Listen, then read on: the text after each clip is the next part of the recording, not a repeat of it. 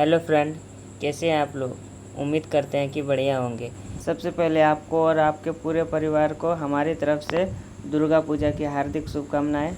आज मैं आपको मोस्ट 50 वीवीआई ऑब्जेक्टिव प्रश्न कराने वाले हैं जो हिंदी के प्रश्न होंगे और आपके सीधे बोर्ड के एग्ज़ाम से टकराएंगे। तो चलिए बिना समय गवाए हम लोग वीडियो को स्टार्ट कर लेते हैं। यदि आप हमारे चैनल पर नए हो तो चैनल को सब्सक्राइब ज़रूर कर लीजिएगा। तो चलिए फ्रेंड, हम लोग पहला प्रश्न स्टार्ट कर लेते हैं। पहला प्रश्न हमारा कहता है कि हिरोशिमा किस देश में है। तो इसका सही उत्तर हो जाएगा सी, यानी कि जापान। अब हम लोग दूसरे नंबर क्वेश्चन को देख लेते हैं। दूसरा नंबर क्वेश्चन हमारा कह रहा है कि चक्रव्यूह के रचनाकार कौन है। तो इसका सही उत्तर हो जाएगा ए, यानी कि कुंवर नारायण। मेरे प्यारे साथियों, आप लोग स्क्रीनशॉट भी लेते चलिएगा। चलिए अब हम लोग तीसरे नंबर क्वेश्चन को देख लेते हैं। तो तीसरा नंबर क्वेश्चन हमारा कह रहा है दूर से कौन ललकारता है। तो आपका सही उत्तर हो जाएगा वृक्ष चौकीदार। तो चलिए अब हम लोग चौथे नंबर क्वेश्चन को देख लेते हैं। तो चौथा नंबर क्वेश्चन आपका कह रहा है कि कवि के अंदेशों में कौन था। तो इसका आपका करेक्ट आंसर हो जाएगा ए नंबर, यानी कि एक जानी दुश्मन। तो इसमें दुश्मन लिखने में हल्का मिस्टेक, टाइपिंग मिस्टेक हुआ है, तो आप लोग सुधार कर लीजिएगा। तो 5 नंबर क्वेश्चन आपका कह रहा है कि कुंवर नारायण का जन्म किस शहर में हुआ था। तो इसका बिल्कुल करेक्ट आंसर हो जाएगा सी, यानी कि लखनऊ में। चलिए अब हम लोग छठे नंबर क्वेश्चन को देख लेते हैं। छठा नंबर क्वेश्चन हमारा कह रहा है कि सुमित्रा नंदन पंत किस युग के कवि हैं। तो आपका सही उत्तर हो जाएगा सी, यानी कि छायावाद युग के। चलिए हम लोग 7वें नंबर क्वेश्चन को देख लेते हैं।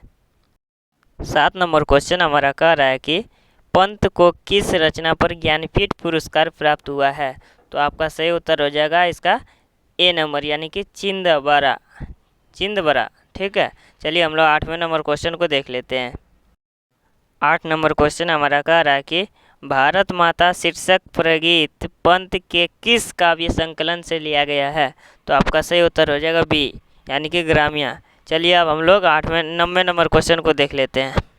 9 नंबर क्वेश्चन आपका कह रहा है कि ग्राम्या काव्य संकलन की कविताओं पर किसका प्रभाव है। तो आपका सही उत्तर हो जाएगा यथार्थवाद का, यानी कि ए नंबर आपका बिल्कुल करेक्ट आंसर हो जाएगा। चलिए अब हम लोग 10वें नंबर क्वेश्चन को देख लेते हैं। 10 नंबर क्वेश्चन आपका कह रहा है कि प्रकृति का सुकुमार कवि किसे कहा जाता है। तो आपका बिल्कुल करेक्ट आंसर हो जाएगा डी, यानी कि पंत जी को प्रकृति का सुकुमार कवि कहा गया है। ठीक है, चलिए हम लोग 11वें नंबर क्वेश्चन को देख लेते हैं। 11 नंबर क्वेश्चन आपका कह रहा है कि श्रम विभाजन और जाति प्रथा के लेखक कौन है। तो इसका राइट आंसर हो जाएगा सी, यानी कि बाबा साहब भीमराव अम्बेडकर। चलिए अब हम लोग अगले प्रश्न को देख लेते हैं। 12 नंबर क्वेश्चन हमारा कह रहा है कि लेखक की दृष्टि में भिंडवाना की बात क्या है। तो इसका राइट आंसर हो जाएगा ए, यानी कि जातिवाद के पोषकों की कमी नहीं है। आप लोग स्क्रीनशॉट लेते चलिएगा ताकि बाद में कोई प्रॉब्लम ना हो। ठीक है। 13 नंबर क्वेश्चन आपका कह रहा है कि लेखक की दृष्टि में आदर्श समाज कैसा होना चाहिए। तो इसका राइट आंसर हो जाएगा ए, यानी कि जिसमें स्वतंत्रता, समता और भ्रातृत्व का भाव हो। चलिए अब हम लोग अगले प्रश्न को देख लेते हैं। अगला प्रश्न हमारा कह रहा है कि लेखक बेरोजगारी के प्रमुख और प्रत्यक्ष कारण किसे मानते हैं। तो इसका राइट आंसर हो जाएगा सी, यानी कि जाति प्रथा को। चलिए अब हम लोग 15 नंबर क्वेश्चन को देख लेते हैं। 15 नंबर क्वेश्चन आपका कह रहा है कि अंबेडकर की दृष्टि में भाईचारे का वास्तविक रूप कैसा होता है। तो इसका राइट आंसर हो जाएगा बी, यानी कि दूध और पानी के मिश्रण की तरह। क्वेश्चन हमारे पास ज़्यादा है इसलिए हम ज़्यादा टाइम नहीं दे पा रहे हैं। तो चलिए हम लोग अगले प्रश्न को देख लेते हैं। 16 नंबर क्वेश्चन आपका कह रहा है कि विष के दांत कहानी के कहानीकार कौन है। तो इसका आपका राइट एकदम करेक्ट आंसर हो जाएगा नलिन विलोचन शर्मा जी, यानी कि डी नंबर आपका करेक्ट आंसर हो जाएगा। चलिए हम लोग 17 नंबर क्वेश्चन को देख लेते हैं। 17 नंबर क्वेश्चन आपका कह रहा है कि गिरधर लाल कौन है। तो आपको पता होगा, यदि आप किताब पढ़े होंगे, तो गिरधर लाल कासू के पिता हैं। ठीक है, चलिए हम लोग अगले प्रश्न को देख लेते हैं। अगला प्रश्न आपका कह रहा है कि सेन साहब अपने पुत्र को बनाना चाहते थे। तो इसका आपको राइट आंसर हो जाएगा ए नंबर, यानी कि बिजनेसमैन या इंजीनियर। चलिए हम लोग अब 19 नंबर क्वेश्चन को देख लेते हैं। 19 नंबर क्वेश्चन आपका कह रहा है कि मदन की उम्र क्या थी। तो आपको पता होगा उस टाइम मदन की उम्र लगभग 5-6 साल थी। चलिए अब हम लोग 20 नंबर क्वेश्चन को देख लेते हैं। 20 नंबर क्वेश्चन आपसे कह रहा है कि कासू मदन के साथ किस खेल में शरीक होना चाहता था। तो इसका आंसर बहुत ईजी है, आप लोग इसका आंसर कमेंट बॉक्स में दीजिएगा। चलिए हम लोग 21 नंबर क्वेश्चन को देख लेते हैं। 21 नंबर क्वेश्चन को देखने से पहले कुछ हम लोग महत्वपूर्ण बातों पर टिप्पणी कर लेते हैं।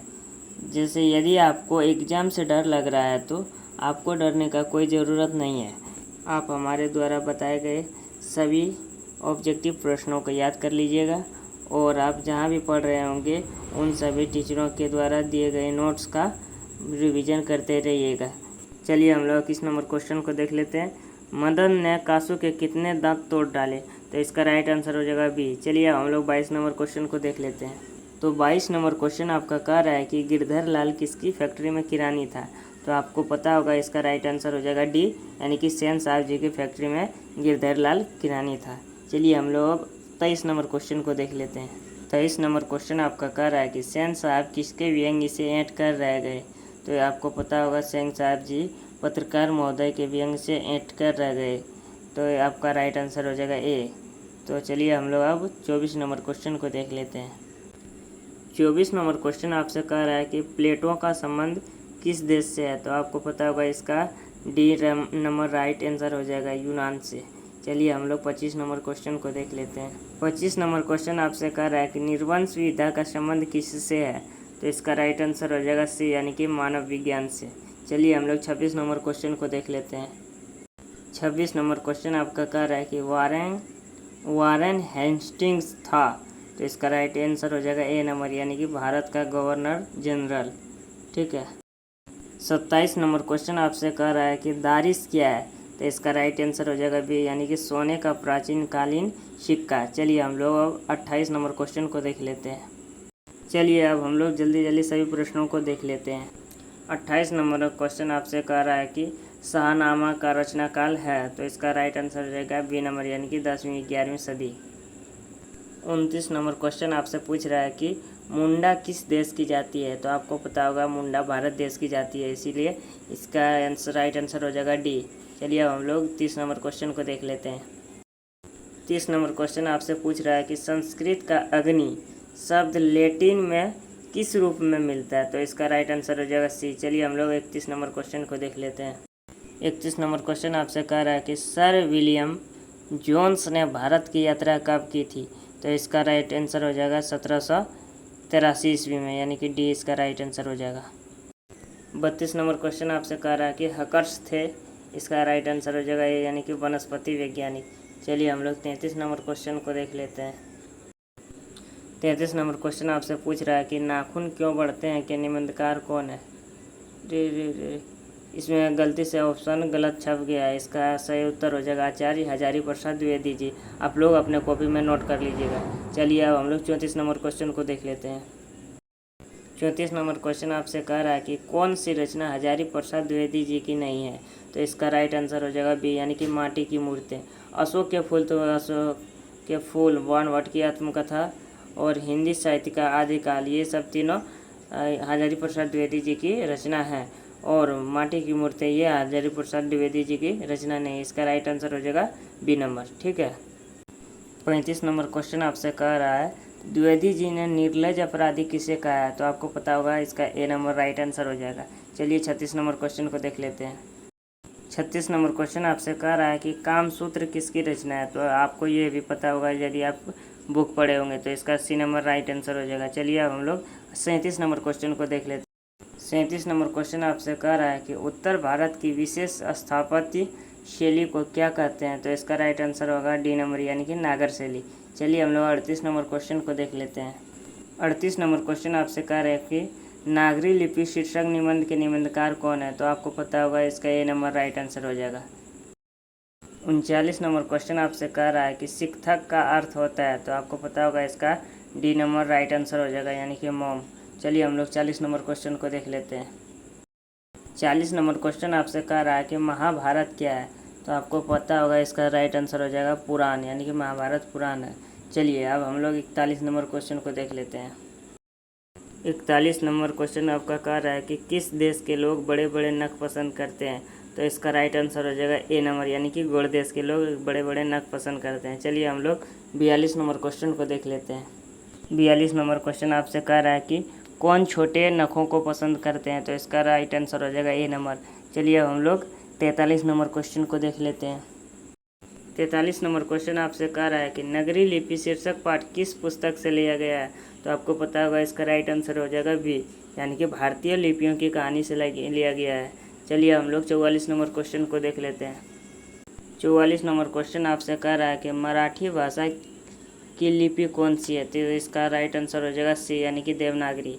चलिए हम लोग जल्दी में 45 नंबर क्वेश्चन को भी देख लेते हैं। 45 नंबर क्वेश्चन आपसे कह रहा है कि सिद्धम क्या है? तो इसका सही उत्तर हो जाएगा डी नंबर, यानी कि एक प्रकार की लिपि। चलिए हम लोग 46 नंबर क्वेश्चन को भी देख लेते हैं। 46 नंबर क्वेश्चन आपसे कह रहा है कि किसे देवनागरी की संज्ञा दी गई है? तो इसका राइट आंसर हो जाएगा बी नंबर, यानी कि काशी। 47 नंबर क्वेश्चन आपसे कह रहा है कि हिंदी के आदि कवि कौन है? तो इसका सही उत्तर हो जाएगा ए नंबर, यानी कि शरफपाद जी। 48 नंबर क्वेश्चन आपसे कह रहा है कि अमोघ वर्ष कौन था? तो इसका राइट आंसर हो जाएगा बी नंबर, यानी कि प्रख्यात राष्ट्रकूट राजा। चलिए हम लोग 49 नंबर क्वेश्चन को देख लेते हैं। 49 नंबर क्वेश्चन आपसे कह रहा है कि बेतमा कहाँ है? तो इसका सही उत्तर हो जाएगा ए नंबर, यानी कि इंदौर के पास। चलिए हम लोग अब अंतिम प्रश्न यानी कि 50वें नंबर क्वेश्चन को देख लेते हैं। 50वें नंबर क्वेश्चन में हल्का सा टाइपिंग मिस्टेक है, तो हम लोग क्वेश्चन को देख लेते हैं। दक्षिण भारत के पांड्य प्रदेश से किस राजा के पलियम ताम्रपत्र मिले हैं? तो इसका राइट आंसर हो जाएगा बी नंबर, यानी कि राजा वर्गुन को। यदि आपको फ्रेंड किसी भी प्रश्नों में हल्का सा भी डाउट हो तो आप लोग कमेंट कीजिएगा, हम उसका सॉल्यूशन निकाल के बताएंगे। धन्यवाद साथियों, जय श्री राम।